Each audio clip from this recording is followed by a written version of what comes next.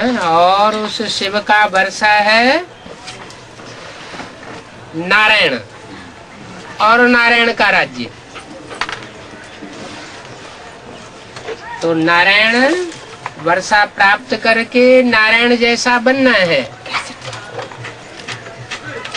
और बनना कैसे है? जब शिव सुप्रीम सोल बाप जो प्रैक्टिकल में इस सृष्टि पर आया हुआ है, किसमें? नारायण बनने वाले में।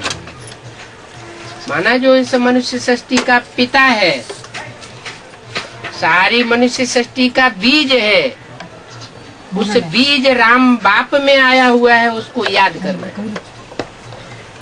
तो बाप को याद करना है और वर्षे को याद करना है। माना उस प्रैक्टिकल साकार स्वरूप में हमारा शिव सुप्रीम सोल आत्माओं का बाप भी है, और वो जिसमें आया हुआ है वो विश्वपति विश्व पिता हमारा वर्षा भी है। और कोई को याद करने से कुछ भी नहीं मिलेगा। क्या क्या कहा? उस एक के अलावा और किसी को याद करेंगे तो कुछ भी नहीं मिलेगा।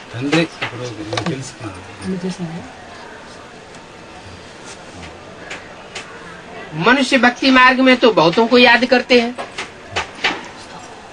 वो तो बेविचारी याद हो जाती है। बहुतों की याद करते हैं, बहुतों का ज्ञान सुनते हैं तो बेविचारी ज्ञान हो जाता है। एक से ज्ञान सुनेंगे तो अब बेविचारी ज्ञान होगा, एक से सदगति और अनेक मनुष्य गुरुओं से दुर्गति होती है। तो उस एक जो ऊंच से ऊंच है उसको पहचानना बहुत जरूरी है। और उसकी पहचान के लिए कोई दूसरे की सुनी सुनाई बात पर विश्वास नहीं करना। वो बाप कहता है कि मैं खुद आता हूं अपना परिचय देने के लिए, मेरे सिवाय मेरा परिचय कोई दे ही नहीं सकता।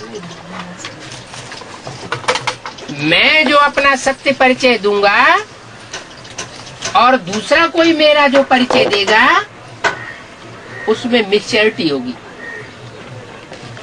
मैं तुम बच्चों को बताता हूं कि मैं तुम्हारा बाप आया हुआ हूं। पहले पहले किस रूप में आता है? बाप बाप के रूप में नहीं आता। दुनिया में भी जो बच्चे पैदा होते हैं वो पहले बाप को पहचानते हैं या माँ को पहचानते हैं? किसको पहचानते हैं? माँ को पहचानते हैं। तो सुप्रीम सोल बाप भी सृष्टि पर आता है और आकर के ज्ञान का बीज बोता है। जिस समय ज्ञान का बीज बोता है कोई को पता नहीं कि बाप कौन है। माता में ज्ञान का बीज बोया जाता है। माँ जाने बाप जाने, इसके अलावा और कोई को पता नहीं पड़ता। यज्ञ के आदि में भी ऐसे हुआ। ब्रह्मा दादा लेखराज को जब साक्षात्कार हुए, जब साक्षात्कार हुए तो वो खुद उन साक्षात्कारों के अर्थ को नहीं समझ सके। हम बच्चों में से बहुतों ने ये समझ लिया उनको साक्षात्कार हुए माना शिव बाप का प्रवेश हुआ। कोई साक्षात्कार होना कोई बाप का प्रवेश नहीं होता है। साक्षात्कार तो तुलसीदास को हुए, सूरदास को हुए, रैदास को हुए, जाने मीरा को हुए, कितने भक्तों को साक्षात्कार हुए। इसे ये थोड़ी साबित होता है कि उनमें शिव सुप्रीम सोल ने प्रवेश कर लिया। वो शिव सुप्रीम सोल साक्षात्कार तो कराया, लेकिन ब्रह्मा उस बात को समझ नहीं सके, और नहीं समझ सके इसलिए वो वाराणसी में घूमे विद्वान पंडित आचार्यों से पूछने के लिए। अपने गुरु से भी पूछा, जो भी उस समय का उनका गुरु था, 12वां गुरु, उसने भी ना कर दिया। तो उनकी बुद्धि घूम गई, ये गुरु सब झूठे हैं और ये विद्वान आचार्य कुछ नहीं जानते हैं। अपने जीवन में उन्होंने जिस व्यक्ति को सबसे सच्चा समझा, परखा, वो था उनका भागीदार।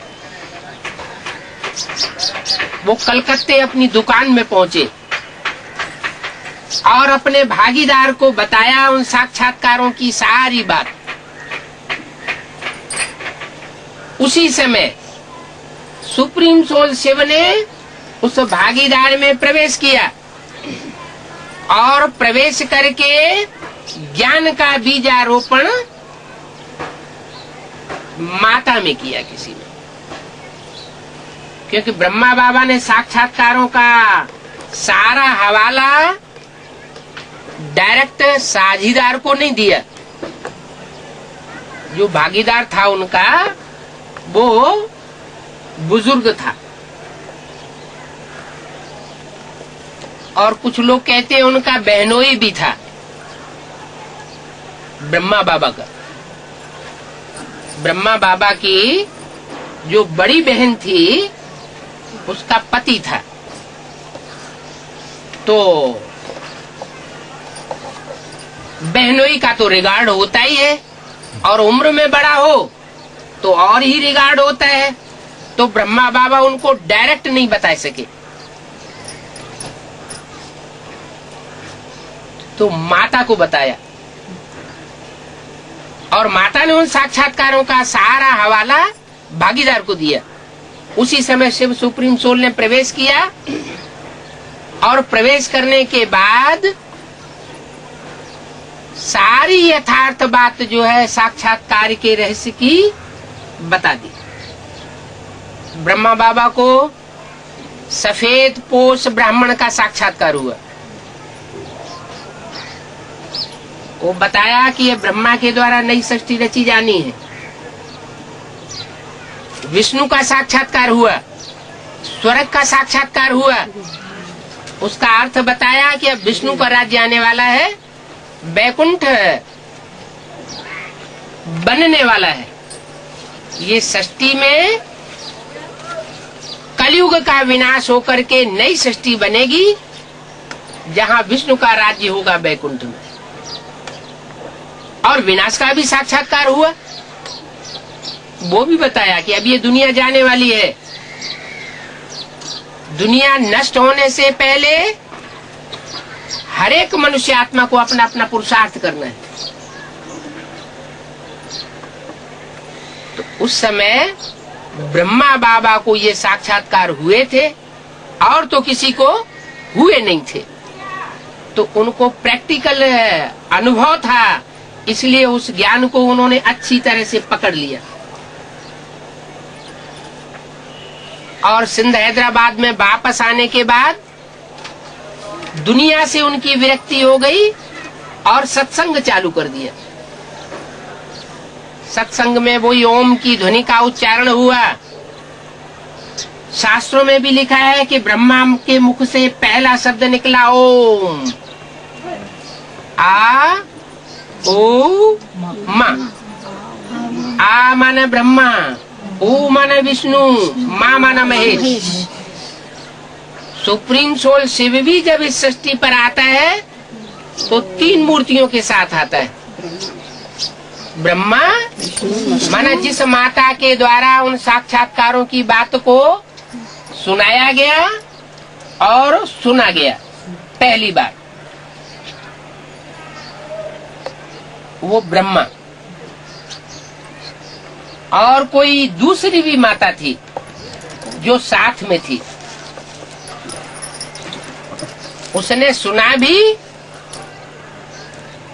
और साथ साथ अंदर से कुछ समझा भी। और तीसरा व्यक्ति तो वो जो सुनाने वाला था, जिसमें सुप्रीम सोल शिव ने प्रवेश किया, क्योंकि शिव शंकर में ही प्रवेश करता है। विष्णु और ब्रह्मा में प्रवेश करके बाप के रूप में पार्ट नहीं बजाता है। ज्ञान का बीजारोपण राम बाप के द्वारा होता है। कृष्ण तो बच्चा है, बच्चा बुद्धि के द्वारा बीजारोपण की बात ही नहीं। तो सन 36 की ये बातें हैं। सन 36 में तीनों मूर्तियां सामने थी। राम बाप, जिसमें शिव सुप्रीम सोल प्रवेश करता है मुकर्रर रूप से, आदि में भी प्रवेश किया था और अंत में भी संसार के सामने प्रत्यक्ष होता है। वो है मुकर्रर रथ। राम बाप जो शंकर के रूप में संसार में प्रत्यक्ष होता है, और दूसरी वो मूर्ति जो लव और ला में बैलेंस रखने वाली है, विष्णु। और तीसरी वो मूर्ति जिसने सुनाया था साक्षात्कार की बात को, और जिसने कान से साक्षात्कार की बात को, रहस्य को सुना। तो सुनने सुनाने का फाउंडेशन ब्रह्मा माता के द्वारा हुआ। बाद में उस माता ने दादा लेखराज ब्रह्मा को उनके साक्षात्कारों के रहस्य की बात सुनाई दी। तो ब्रह्मा बाबा को तो बहुत खुशी हुई, क्योंकि सिंध हैदराबाद में अपने गुरु से पूछा, उसने भी नहीं बताया।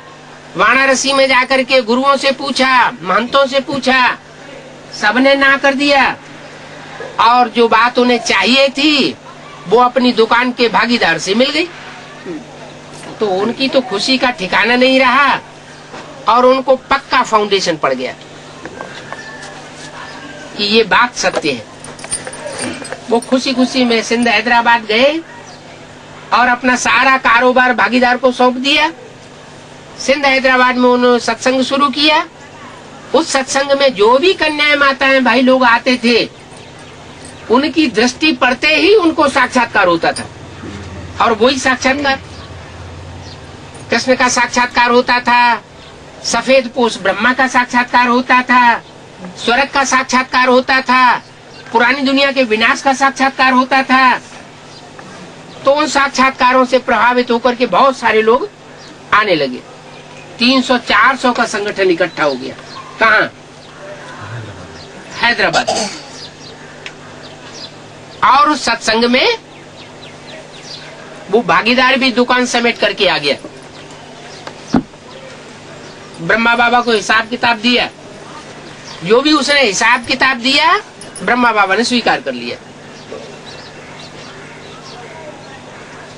और दोनों मिलकर के सत्संग चलाने लगे। लेकिन कोई बातों में 4-6 साल के अंदर फ्रिक्शन पैदा हुआ, और प्रजापिता वाली सोल जो भविष्य में शंकर का पार्टधारी है, वो चली जाती है। जिसके लिए मुरली में बाबा बोलते हैं, राम फेल हो गया। क्या? राम फेल हो गया। फेल हो गया, गया माने पास्ट में, भविष्य में नहीं, फ्यूचर में नहीं, पास्ट में फेल हो गया। माने यज्ञ के आदि में वो आत्मा राम वाली, जिसको बुद्धि का पूरा डोज नहीं मिला, उसमें तो त्रिनेत्री शिव प्रवेश करता है।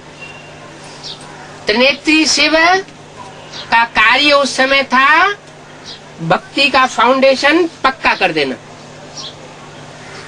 तो ब्रह्मा बाबा के द्वारा पुरानी संस्कृत की गीता और प्रजापिता के द्वारा पुरानी संस्कृत की गीता पढ़ी जाती थी, सुनाई जाती थी और उसके अर्थ किए जाते थे। अब ये तो भक्ति मार्ग वाली बात हो गई। भगवान आएगा तो गीता पढ़ करके सुनाएगा क्या? पढ़ करके सुनाएगा या डायरेक्ट बोलेगा? क्या करेगा? गुरु नानक ने गुरु ग्रंथ साहब पढ़ करके सुनाया या मुख से बोला? मुख से बोला। क्राइस्ट ने बाइबल पढ़ करके सुनाई या डायरेक्ट मुख से बोली? डायरेक्ट मुख से बोली। तो ऐसे ही आदि में ज्ञान का फाउंडेशन नहीं था, साक्षात्कारों का फाउंडेशन था। भक्त लोगों को साक्षात्कार प्रिय होती है। जो भक्त आत्माएं होती है वो ज्ञान की गहराई में ज्यादा जाना पसंद नहीं करती है, और भक्ति भावना माताओं में ज्यादा होती है या भाइयों में ज्यादा होती है? माताओं में भक्ति भावना ज्यादा होती है, भाई बुद्धिवादी होते हैं। तो यज्ञ के आदि में वो यज्ञ पिता जिसके द्वारा ज्ञान का फाउंडेशन ब्रह्मा के बुद्ध रूपी पेट में डाला गया था, वो छोड़ गया, क्योंकि उसे बुद्धि का पूरा डोज नहीं मिला। वो आत्मा चले जाने के बाद उनके पीछे पीछे जितने भी थे उनके फॉलोअर, जिनको कहते हैं शैव संप्रदाय, शिव से निकलते हैं शैव संप्रदाय, वो चले गए। और कौन कौन रह गए? विष्णु रह गया और वैष्णव संप्रदाय वाले रह गए, जो भी साक्षात्कार करके आए थे उस समय। ब्रह्मा रह गए और ब्रह्म समाजी रह गए। तीन संप्रदाय बहुत मुख्य हुए हैं भारत में। शिव से निकले हुए शैव संप्रदाय, विष्णु से निकले हुए वैष्णव संप्रदाय और ब्रह्मा से निकले हुए ब्रह्म समाजी। तो वैष्णव संप्रदाय रह गए, ब्रह्म समाजी रह गए, और उनके द्वारा ये सत्संग चलता रहा। थोड़े समय के बाद जो वैष्णव संप्रदाय थे उनका मुखिया विष्णु का जो मुख्य पार्टधारी आत्मा थी, वो दोनों यज्ञ माताएं, वो भी चली गई। जिनके लिए मुरली में बोला था, ऐसी अच्छी अच्छी बच्चियां जो मम्मा बाबा को भी दिल सिखाती थी। मम्मा बाबा बना ब्रह्मा बाबा, दादा लेखराज और ओम राधे जगदम्बा सरस्वती।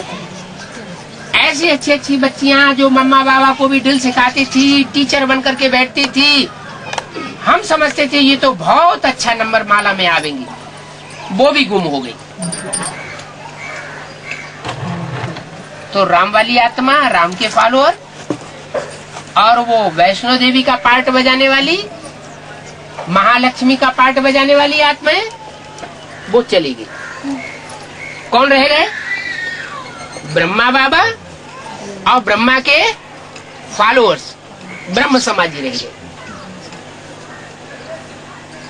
उसके बाद कराची से ये सारा संगठन उखड़ करके माउंट आबू में आ गया, और माउंट आबू में इन्होंने बड़ा मकान लेकर के सत्संग शुरू कर दिया। पहले 2-3 साल वहीं जंगल में, पहाड़ों में उस मकान में रहे। बाद में बच्चों की थोड़ी परीक्षा ली गई,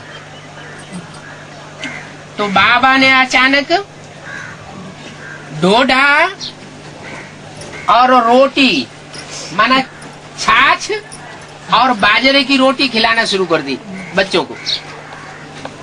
तो बच्चों ने समझा कि 300-400 की ये बारात, इसको बाबा इतने सालों से परवरिश करते चले आ रहे हैं, और बाबा के पास जो जवाहरात का पैसा था, लखपति थे ना, वो सब खलास हो गया। अब इनके पास कुछ रहा नहीं, तो कुल बुलाने लगे, परेशान होने लगे। तो जब बच्चे परेशान होने लगे तो बाबा ने कहा कि अच्छा अपने अपने संबंधियों के पास जाओ। क्या उस समय जब कराची से आए थे उस समय हिंदुस्तान पाकिस्तान का बड़ा भारी झगड़ा हुआ था। ट्रेनें काट डाली गई, खून की नदियां बह गई थी। सन 47 की बात। और सन 47 के बाद 3-4 साल तक भी वहां कराची में रहे 300-400 ये कन्याएं माताएं भाई लोग। उसके बाद सन 50-51 में माउंट आबू आए थे, वहां भी 3-4 साल टिके रहे। उसके बाद ये परीक्षा ली गई बाजरे की रोटी और छाछ खिलाने की। तो जो अनिश्चय बुद्धि बच्चे थे उनको अनिश्चय पैदा होने लगा, अंदर से परेशान होने लगे।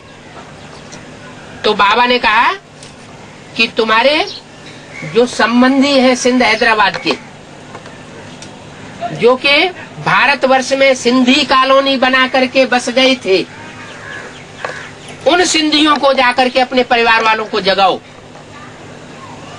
उनको जाकर के ये ज्ञान सुनाओ जो ब्रह्मा मुख से तुमको सुनाया जा रहा है। तो जो अनिश्चय बुद्धि थे वो तो बड़ी जल्दी तैयार हो गए। हाँ, वो जाने के लिए तैयार हो गए। 300-400 में से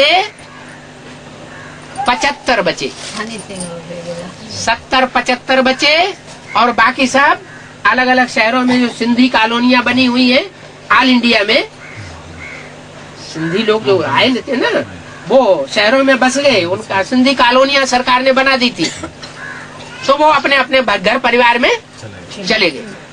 70-75 जो बचे उनको लेकर के फिर ये यज्ञ चलता रहा। बाबा ने देखा कि अब ये निश्चय बुद्धि बच्चे हैं, तो उनके लिए उन्होंने सेवा का ठिकाना बनाया। और सबसे पहले कमला नगर सेंटर दिल्ली का, वहां पर एक मकान लेकर के किराए पर और आश्रम शुरू कर दिया। उसके बाद कानपुर में, जालंधर में, चंडीगढ़ में, बंगलौर में, अलग अलग शहरों में, हैदराबाद में, यहाँ आश्रम खुलने लगे। और बाबा रोज, ब्रह्मा बाबा रोज वाणी चलाते थे। वो खुद ये नहीं समझ सके कि ये वाणी माँ के रूप में चलाई जा रही है या बाप टीचर सतगुरु के रूप में चलाई जा रही है।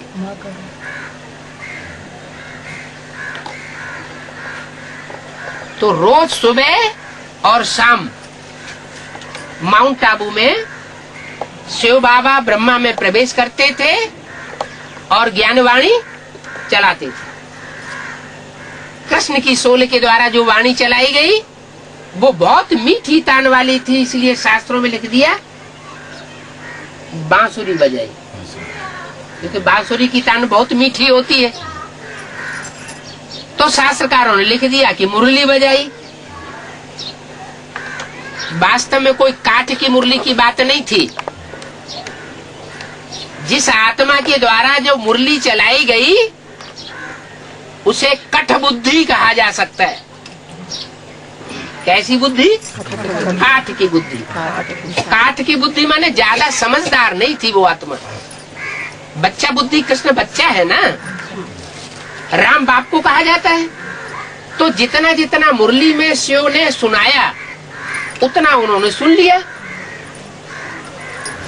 और दूसरे बच्चों को सुना दिया। उसकी गहराई क्या है, वो गहराई की बात ब्रह्मा बाबा की बुद्धि में नहीं आई। और सन 66 में जब मुरली में बात आई कि 10 साल के बाद इस पुरानी दुनिया का विनाश हो जाएगा और नई दुनिया की स्थापना हो जाएगी, उसके बाद इस सृष्टि का विनाश होगा और शीघ्र ही लक्ष्मी नारायण का राज्य आने वाला है। तो ब्रह्मा बाबा ने समझ लिया ये जो बाहर की दुनिया है वो विनाश हो जाएगी। जबकि मुरली में एक बात और भी बोली गई थी और बार बार बोली गई कि विनाश ज्वाला रुद्र ज्ञानी यज्ञ कुंड से निकली। यज्ञ कुंड है ना, स्वाहा स्वाहा होता है ना, तो यज्ञ कुंड है, ये तो ज्ञान यज्ञ कुंड है। ज्ञान यज्ञ कुंड में 300-400 कन्याएं माताएं भाई लोग सरेंडर हुए थे, स्वाहा हो गए ना दुनियादारी छोड़ करके।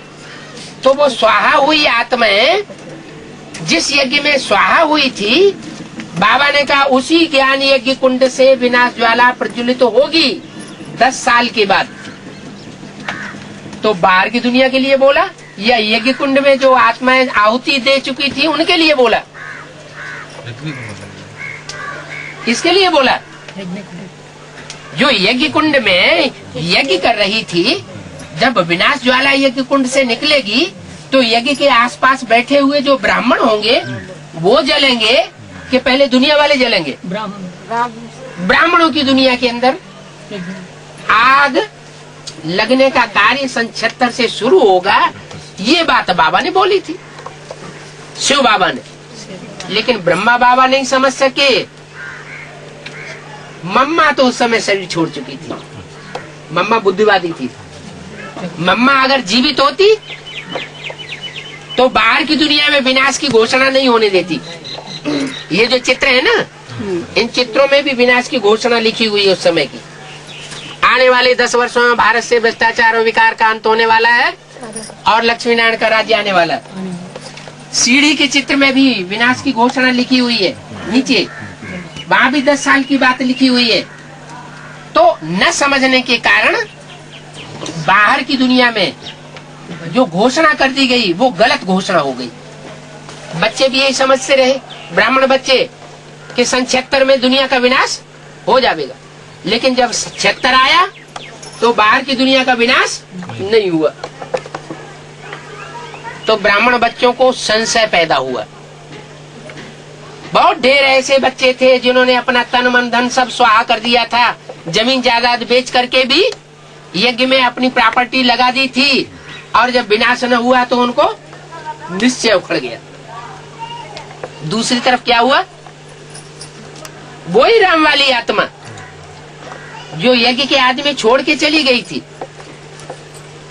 वही वैष्णो देवी वाली आत्मा, महालक्ष्मी का पार्ट बजाने वाली 2 माताएं, वो भी यज्ञ में आ गई। मम्मा के शरीर छोड़ने के बाद वो दोनों शेरनी शक्तियां आ गई। इधर ब्रह्मा बाबा का शरीर छूटा 69 में, और उनके शरीर छोड़ने के बाद कृष्ण की आत्मा थी ना, उसके शरीर छोड़ने के बाद राम वाली आत्मा यज्ञ में आ जाती है। जंगल कभी शेर के बगैर नहीं होता। शेर जंगल का राजा जैसे माना जाता है ना अपनी भारतीय परंपरा में, इसीलिए नोटों में, स्टाम्प पेपर्स में 3 शेर दिखाए जाते हैं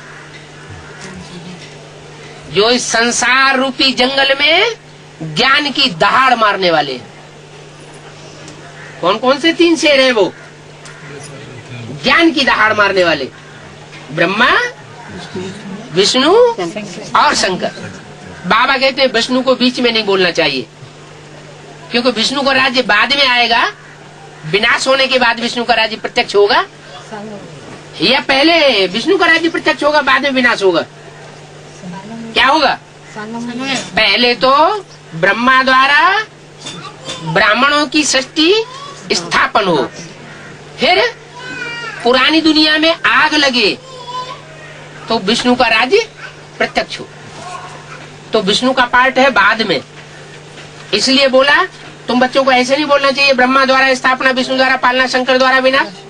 बोलना चाहिए ब्रह्मा द्वारा ब्राह्मण धर्म की स्थापना, शंकर द्वारा आतताई रावण कुंभकर्ण जैसे ब्राह्मणों का विनाश, और विष्णु द्वारा श्रेष्ठ ब्राह्मण सो देवता बनने वाली आत्माओं की पालना। ऐसे बोलना चाहिए। तो वही हुआ।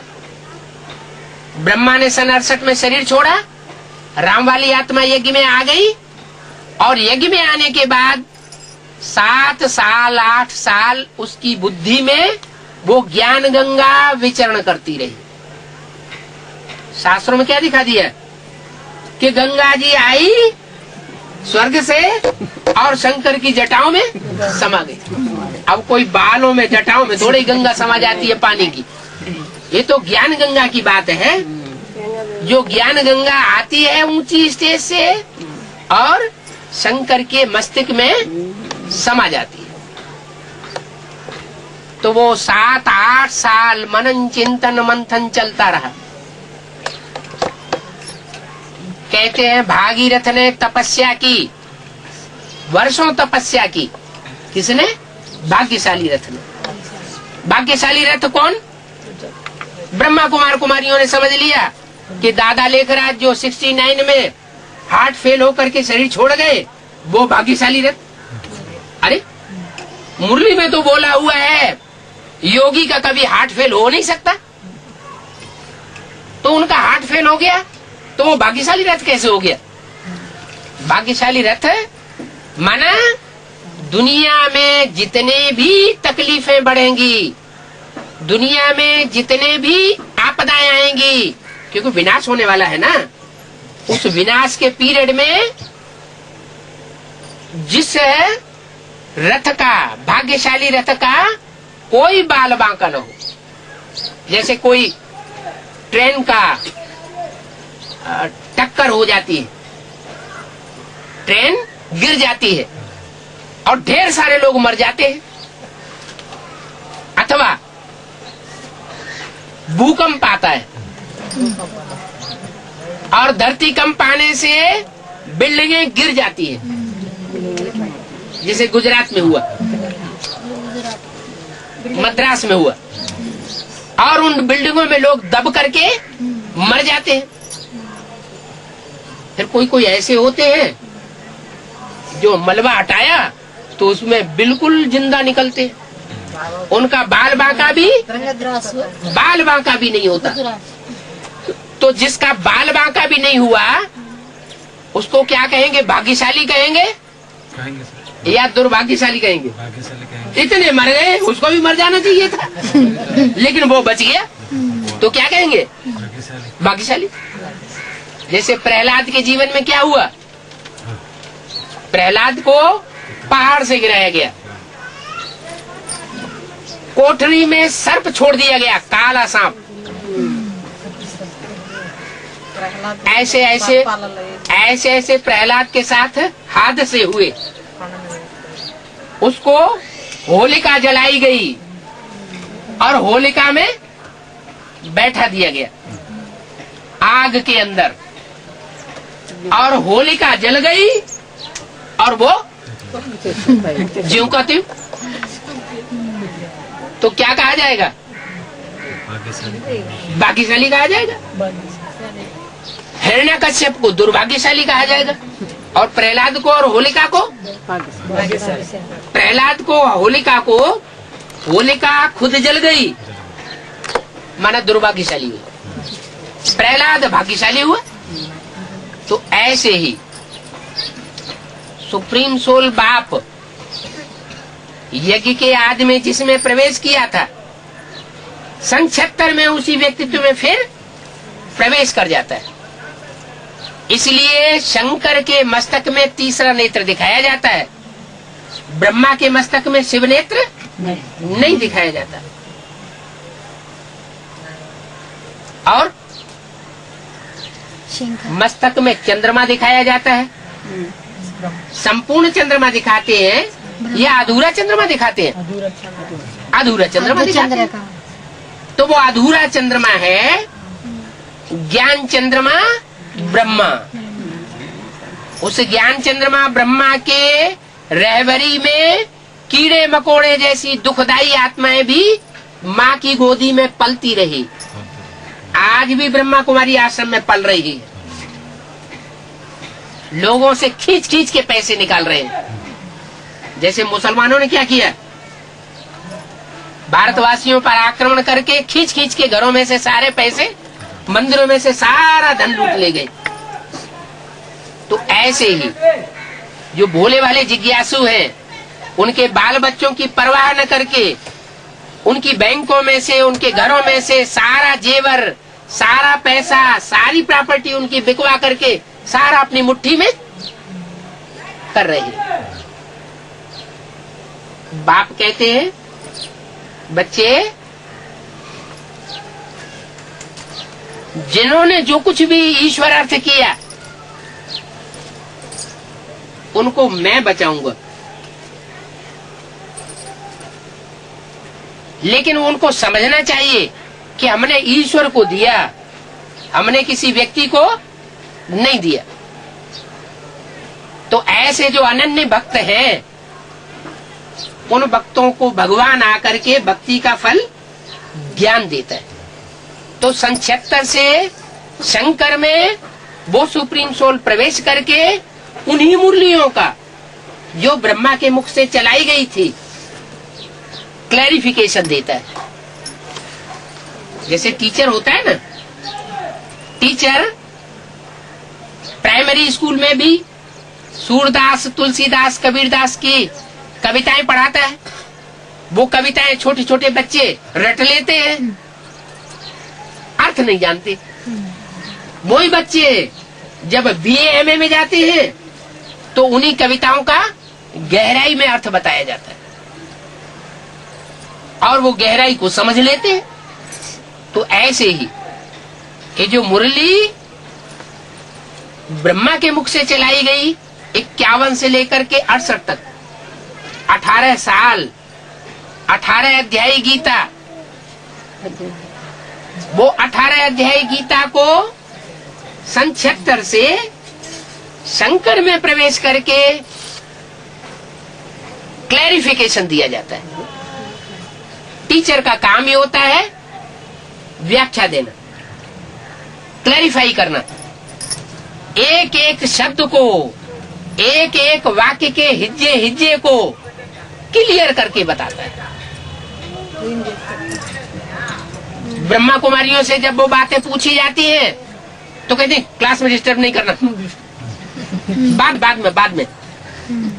बाद में पूछने जाओ तो कहते तुम संशय बुद्धि हो गए, तुम शंकर पार्टी हो गए, तुम यहाँ से चले जाओ, इधर नहीं आना, या इधर आओ या उधर जाओ।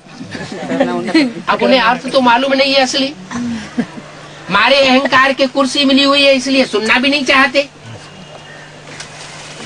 तो ये झगड़ा चलता है। बाप आकर के बताते हैं ये ज्ञान का झगड़ा और ये अज्ञान का झगड़ा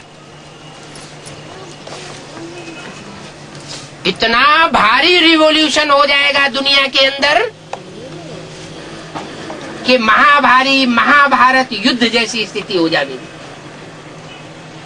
ये ज्ञान का युद्ध भगवान ने आकर के कराया था,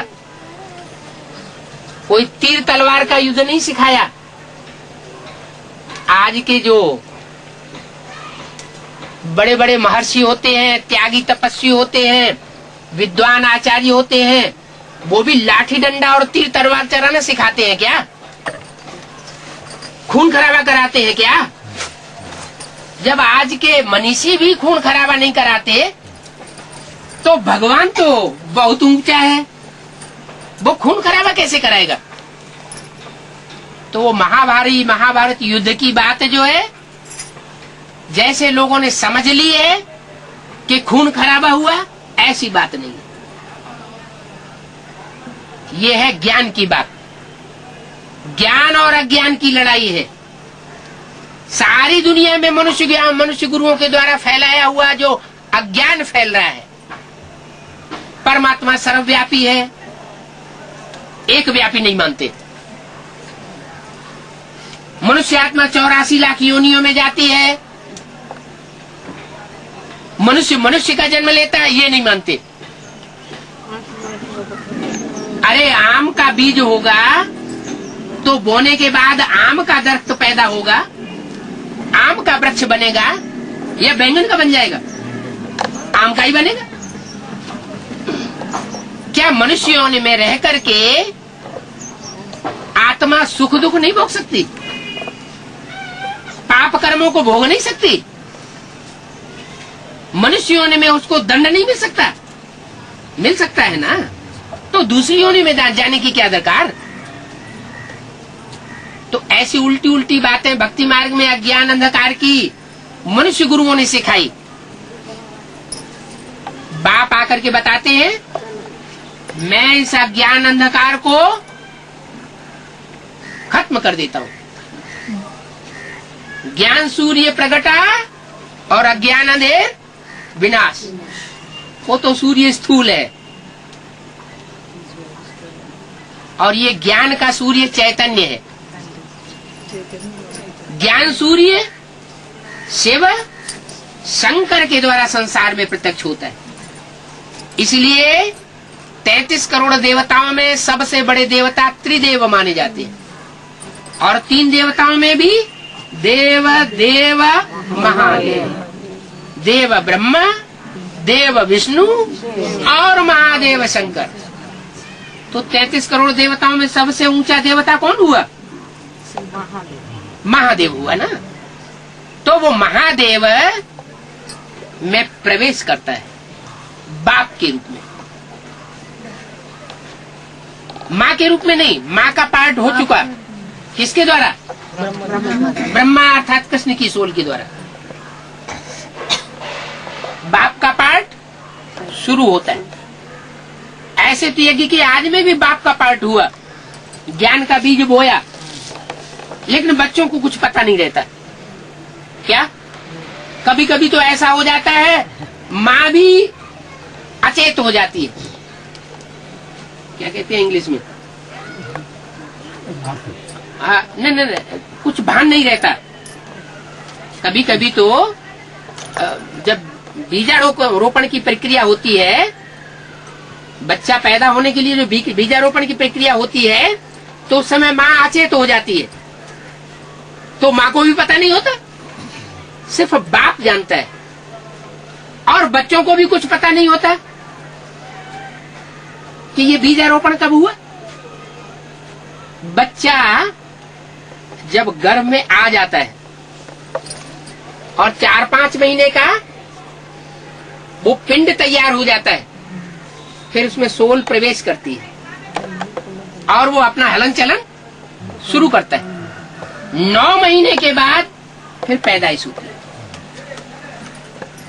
तो ऐसे ही यहाँ भी यज्ञ के आज में न माता को पता था कि बाप कौन है और न बच्चों को पता था कि बाप कौन है। जो मुरलियां चलाई गई 51 से लेकर 68 तक, उन मुरलियों में ब्रह्मा मुख के द्वारा, माता के मुख के द्वारा, ब्रह्मा ने बड़ी, माँ माने माँ, बड़ी थी बड़ी माँ। कैसे? इसलिए बड़ी थी बड़ी माँ कि दुनिया में और जो माताएं होती है वो बच्चों को दुख भी देती है, मारपीट भी कर देती है, खंडन मंडन भी कर देती है।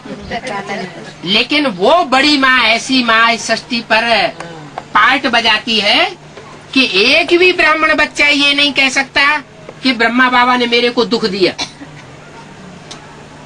अभी भी जितने ब्रह्मा कुमार कुमारी हैं पुराने, कोई से भी ऑल इंडिया में जाके पूछा जाए कि ब्रह्मा बाबा ने तुमको कभी दुख दिया, तो कहेंगे नहीं। पच्छड़ माल भी क्यों न पहुंचा हो 10 मिनट के लिए बाबा के पास, वो भी कहेंगे बाबा ने हमको जितना सुख दिया उतना दुनिया में हमें किसी ने भी इतना सुख नहीं दिया, इतना प्यार नहीं दिया। तो माँ का पार्ट हुआ ना, बड़ी माँ का पार्ट ब्रह्मा। उस ब्रह्मा के मुख से जो ज्ञान की मुरली सुनाई गई, जो ज्ञान का दूध पिलाया गया, उस दूध से बच्चों की पालना हुई। अभी वो बच्चे बड़े भी तो होते हैं नंबरवार। तो 76 में कुछ बच्चे बड़े हो गए। क्या महादेव है तो महादेव को फॉलो करने वाले भी कैसे में होंगे? महान देवता होंगे या छोटे छोटे देवता होंगे? महान देवता ही होंगे। शिव जिसमें आता है, शंकर में आता है शिव, तो शंकर में शिव आता है, तो शिव और शंकर को मिलाया गया क्या कहते हैं भक्ति मार्ग? शिव शंकर भोलेनाथ। शिव ब्रह्मा में भी आया, मिलाया क्यों नहीं? शिव ब्रह्मा क्यों नहीं कहते? कोई कारण होगा ना, क्योंकि ब्रह्मा ने शिव की जितनी भी शक्तियां हैं उन सारी शक्तियों को ग्रास्प नहीं कर पाया, अपने अंदर धारण नहीं कर पाया, इसलिए शिव ब्रह्मा को नहीं मिलाते, शिव विष्णु को भी नहीं मिलाते। क्या? शिव विष्णु को भी नहीं मिलाते। किसको मिलाते हैं? शिव शंकर भोलेनाथ। शिव तो जन्म मरण के चक्र से न्यारा, वो तो जन्म मरण के चक्र में आता ही नहीं। और शंकर को तो इसी सृष्टि पर दिखाते हैं, कहते अमोघ वीर्य है, अमर है, वो इस सृष्टि पर रह करके भी कभी मरता नहीं। इसका मतलब क्या हुआ कि शंकर वाली सोल, राम वाली आत्मा इस सृष्टि पर ही निवास करती है और जन्म जन्मांतर हीरो पार्टधारी का पार्ट बजाती है। सतयुग में भी, त्रेता में भी, द्वापर में भी और कलयुग में भी। हाँ, जैसे सारी सृष्टि नीचे गिरती जाती है वैसे वो आत्मा भी नीचे गिरती है, लेकिन उसके गिरने की गति और दूसरी आत्माओं के नीचे गिरने की गति में अंतर होता है। क्यों अंतर होता है? क्योंकि उसने जितना शिव बाप को याद किया है उतनी दूसरी आत्माएं उतना याद अपनी बैटरी चार्ज नहीं कर पाती। ये आत्मा बैटरी है ना, ये आत्माएं सतयुग से जन्म लेते लेते नीचे गिरते गिरते 16 कला संपूर्ण सतयुग में थी और नीचे अभी कलाहीन बन गई, सारी शक्ति खत्म हो गई। तो उन डिस्चार्ज होने वाली बैटरी रूपी आत्माओं के बीच में वो शंकर वाली सोल जो है वो ज्यादा पावरफुल होने के कारण, बड़ी बैटरी होने के कारण पूरी डिस्चार्ज नहीं होती, लेकिन आखिरी जन्म में जैसे ही परमात्मा से वह प्रवेश करते हैं पूरी डिस्चार्ज हो जाती है। क्या?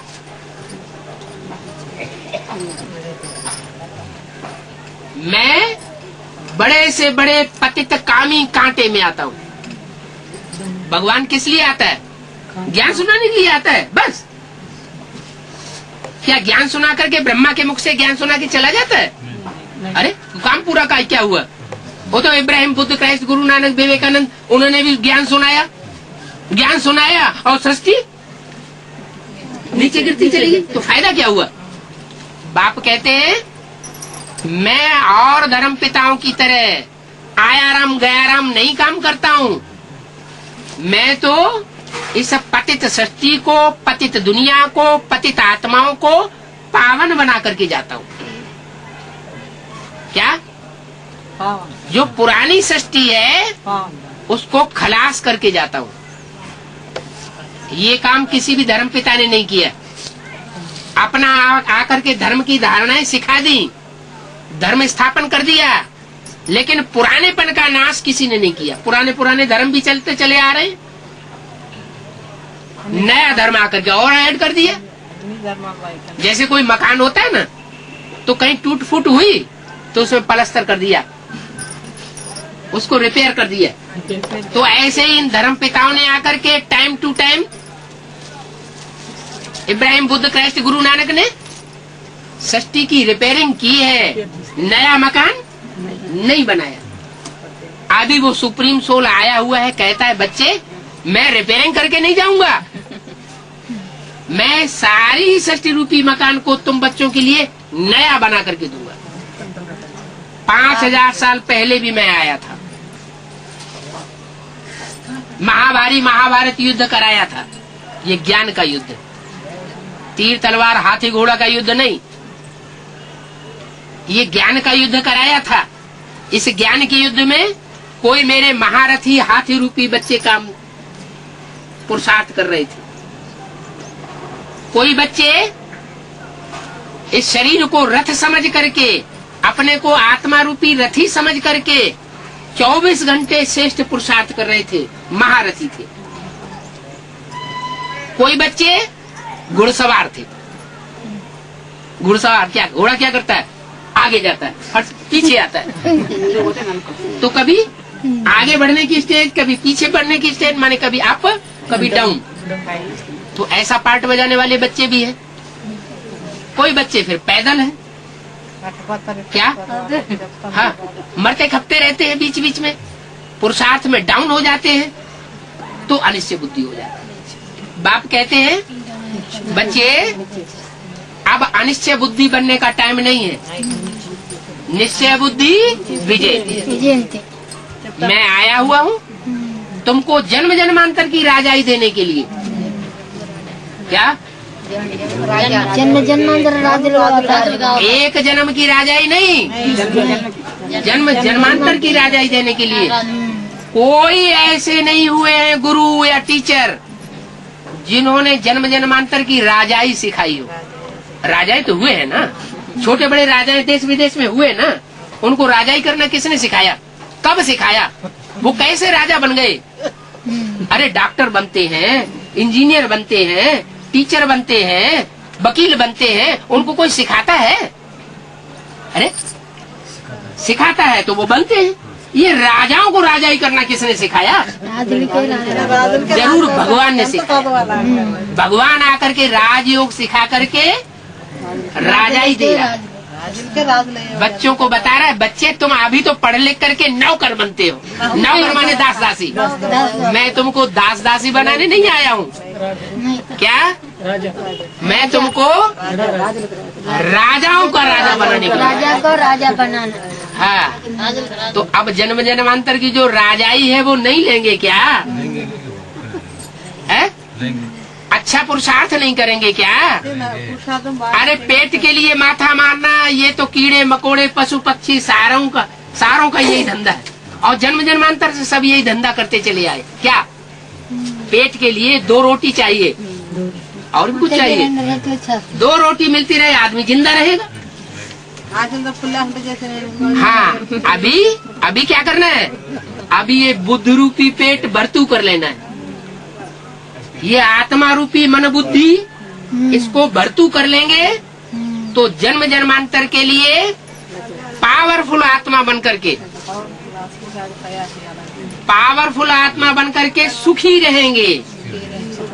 क्या पावर होती है, शक्ति होती है, तो क्या होता है रिजल्ट? सुख भोगा जा सकता है। अगर शक्ति नहीं है, पावर नहीं है, कोई भले अरबपति करोड़पति के घर में जाके जन्म ले ले और शरीर से लुंजुम पुंजुम पैदा हुआ है,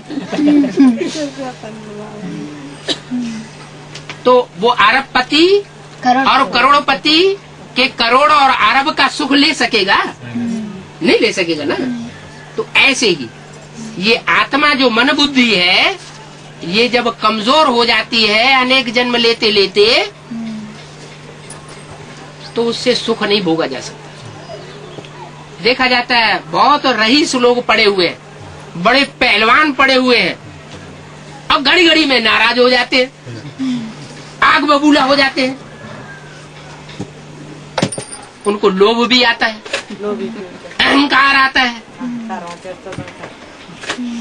छोटी छोटी सी बातों में महाकामी बन जाते हैं, अपने को रोक नहीं पाते, दुनिया में भले बेइज्जती हो जाए।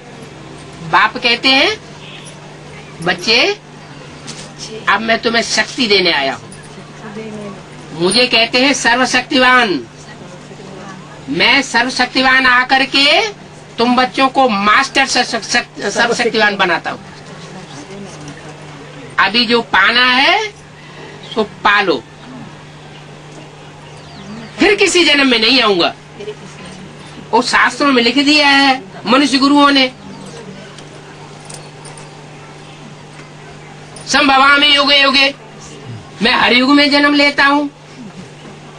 अरे ये तो झूठी बातें लिख दी है। सतयुग में तो होता ही सत्य का राज्य। और सत्य के राज्य में जहाँ 16 कला संपूर्ण मनुष्य होते हैं, वहां मुझे आने की क्या दरकार? मैं कब आता हूँ? मैं तो तब आता हूँ जब ये सृष्टि कलाहीन हो जाती है। चंद्रमा की 16 कलाएं होती है ना, तो 16 कला माने पूरा चंद्रमा, और कलाहीन माने लीक जाके बचती है, अंधेरा ही हो जाता है पूरा चंद्रमा। तो जब आत्मा में से सारी रोशनी खत्म हो जाती है, तब मैं इस सृष्टि पर आकर के तुम आत्माओं को 16 कला संपूर्ण पूरी रोशनी वाला बनाता हूँ। देवताओं के नेत्र कैसे दिखाए जाते हैं? बड़े बड़े नेत्र दिखाए जाते हैं देवताओं के। और अभी हमारे नेत्र कैसे हो गए? अंदर घुस गई। आज से 400 साल पहले महाराणा प्रताप की जो तलवार है, जो म्यूजियम में रखे हुए, हम लोग उठा नहीं सकते, और वो तलवार उठा करके लड़ाई लड़ते थे। अकबर को जीत लिया है, अकबर उसका कुछ भी नहीं बिगाड़ पाया। तो कितने बलिष्ठ लोग थे। आज के लोग 300-400 साल के अंदर ज्यादा से ज्यादा 8-10-12 जन्म लिए होंगे, तो शरीर छोटे छोटे टिर्री हो गए, गाल सूख के चिपट्टी हो गए, एवरेज एज घट गई। बाबा कहते हैं, बच्चे मैंने सतयुग में तुम्हें 150-200 साल जीना सिखाया। वो आए त्रेता में घट करके 125 साल रह गई जन्म लेते लेते। द्वापर में आते 60-70 साल रह गई एवरेज एज, और कलयुग में आकर के अब 25-30 साल रह गई औसत आयु। अब मैं फिर से तुमको दीर्घ आयु बनाए रहा हूँ। शरीर तुम्हारे कंचन काया बन जावेंगे। इसी जन्म में कंचन काया बना के जाऊंगा। ऐसे नहीं कि ज्ञान यहाँ लूं, पढ़ाई यहाँ पढ़ाऊं और अगले जन्म में जाकर के तुम कंचन काया देवता बनेंगे। नहीं, मैं यही तुमको नर से पढ़ाई पढ़ाकर नारायण बनाता हूँ। नारी को पढ़ाई पढ़ा करके नारी से नारायणी बनाता हूँ। ब्रह्मा कुमारियाँ क्या कहती है? वो तथाकथित ब्रह्मा कुमारियाँ पढ़ाई पढ़ाने, भगवान पढ़ाने आया हुआ है। पढ़ाई पढ़ते रहो। जैसे भक्ति मार्ग में गुरु लोग कहते हैं, अरे जन्म जन्मांतर पुरुषार्थ करते रहो, कोई न कोई जन्म में देवता बन ही जाओगे। अरे ये क्या बात हुई? अरे डॉक्टर की पढ़ाई हम यहाँ पढ़ रहे हैं,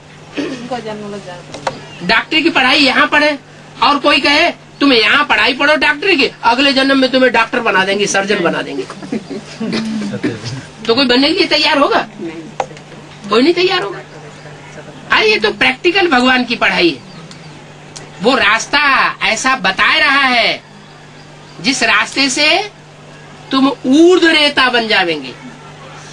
ऊर्ध्व रेता का मतलब ये है कि शारीरिक सुख भोगते समय स्त्री और पुरुष की जो शक्ति नीचे छीन हो जाती है, वो शक्ति मस्तक में चढ़ना शुरू हो जाएगी। उसको कहते हैं अमोघ वीर्य। शंकर के लिए क्या गायन है? शंकर जी के लिए अमोघ वीर्य थे। उनका वीर्य कभी नीचे नहीं जाता था। वो तो उस समय की बात थी जब शिव ने उनमें प्रवेश किया, लेकिन वो हमको भी सिखा के जाता है। वो प्रक्रिया, वो राजयोग की क्या प्रक्रिया है जिसको मनुष्य गुरु लोग बेवकूफ बना करके कहते हैं कुंडलनी शक्ति जागृत करना। ये चक्र, वो चक्र, अष्ट चक्र, ये चक्र जागृत हो जाएंगे, ऐसा हो जाएगा, वैसा हो जाएगा। होता कुछ भी नहीं। सारे ही मरते चले जा रहे हैं। सारे गुरु मर गए और चेला सत्यानाश हो गए। अभी बाप कहते हैं मैं असली शक्ति तुम्हें देने आया हूं, वो शक्ति अभी धारण कर लो, फिर किसी जन्म में तुम्हें ये प्राप्ति नहीं होगी। एक ही जन्म में आकर के मैं पढ़ाई पढ़ाता हूं। ऐसे नहीं कि सतयुग में हिरण्यकश्यप के रूप में आया, त्रेता में राम के रूप में आया, द्वापर में कृष्ण के रूप में आया। नहीं, अरे द्वापर में कृष्ण भगवान ने आकर के महाभारत युद्ध कराया होता तो क्या आकर के पापी कलयुग की स्थापना करके जाता है? अरे भगवान पापी कलयुग की स्थापना करेगा? वो तो पुण्यात्माओं की दुनिया स्थापन करके जाता है, पापात्माओं की दुनिया खलास करके जाता है। गीता में पहले ही श्लोक में लिखा है क्या? धर्म संस्थापनार्थाय संभवामि युग युगे। अधर्म का नाश करने के लिए आता हूँ, धर्म की स्थापना करने के लिए आता हूँ, साधुओं का उद्धार करने के लिए आता हूँ। विनाशाय च दुष्कृतम, जो दुष्कर्म करने वाले हैं उनको विनाश करके जाता हूँ। सतयुग में दुष्कर्म करने वाले कोई नहीं होंगे। तो ये तो शास्त्रों में झूठी बातें लिख दी है कि भगवान कृष्ण द्वापर में आए। अरे द्वापर में नहीं आए, भगवान आता है कलयुग के अंत में, और जब कलयुग के अंत में आता है संगम में, तो संगम में चारों युगों की शूटिंग कराता है, रिहर्सल। जो द्वापर युगी रिहर्सल होती है, उस द्वापर युगी रिहर्सल के अंत में जिस तन में मुकर्रर रूप से प्रवेश करके पार्ट बजाता हूँ, उसमें कृष्ण की सोल चंद्रमा के रूप में प्रवेश करके पार्ट बजा रही है। वो कृष्ण की सोल सन 98 में जेल में डाल दी जाती है, और जेल में से उसकी पैदाइश होती है, प्रत्यक्षता रूपी जन्म होता है। 15 अगस्त और जन्माष्टमी के दिन, सन 98 में जन्माष्टमी थी उस दिन, और 15 अगस्त का दिन था। उस दिन वो आत्मा जेल से बाहर आ जाती है, स्वतंत्र हो जाती है। ऐसे तो ये सारी दुनिया जेल है, प्रपंच है। बाप कहते हैं तुम सब रावण की जेल में पड़े हुए हो, सब सीता है रावण की जेल में। मैं राम बाप तुमको छुड़ाने आया। तो पुरुषार्थ करना चाहिए। ओम शांति। जो आपने बोल रहे हैं ना, हाँ, अब ये बात 1 मिनट में बोलेंगे चलो चलो चलो। वो तो मनुष्य गुरु अपना प्रभाव बढ़ाने के लिए मठ पंथ बनाते हैं, ऊंचे ऊंचे बड़े बड़े बिल्डिंगें बनाते हैं। बाबा को थोड़े ही परम धाम ले जाना है कोई। और जो पैसा नहीं दिया तो वो आने नहीं देते क्लास में। अब वो सब बातें छोड़ दो। ऐसे वो इन लोग आ गए थे, जो इन लोग पहले आ रहे थे हफ्ता हफ्ता मांग रहे थे, ऐसे नहीं थे बाबा का। मुरली में तो बोला मांगने से मरना वाला, मांगने से मरना। हाँ, फिर मर जाओ। इन लोग इधर आ गए, फिर है इन लोग जाते थे क्लास में। हाँ, बोलता भोग के लिए पैसे दो। भोग के लिए पैसे, भोग लगाना क्या, वो भोगता है क्या भोगता है।